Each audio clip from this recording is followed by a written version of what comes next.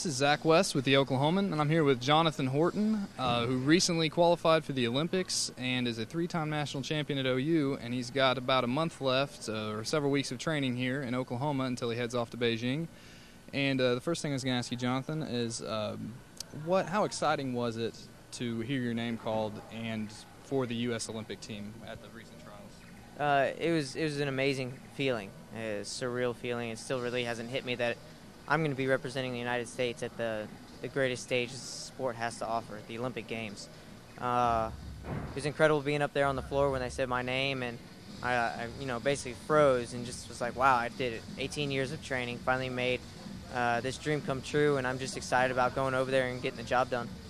What are your expectations in terms of competing, especially against China, the top team in the world? What are you looking for to get out of Beijing or looking to get?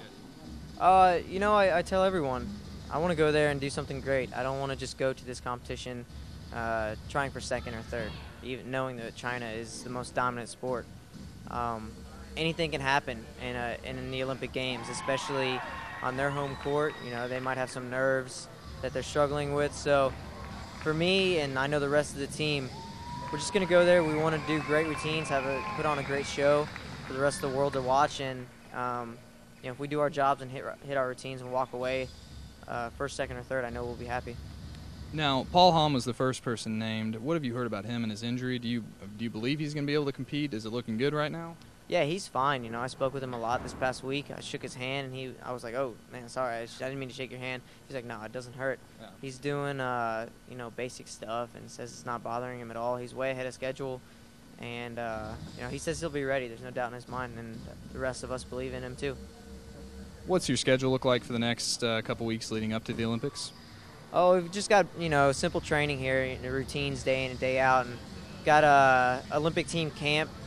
We'll be there for a week and a half, and then after that we're back home for another 5 days, and we have we'll depart for Beijing after that. And you've been to China one time. What are some of your favorite and least favorite things about China? I'd say my favorite thing is just the culture in general. It's just it can be kind of chaotic, but the way people function, there's so many things that you can see in China. It's like endless. But I'd say definitely the food is kind of rough there.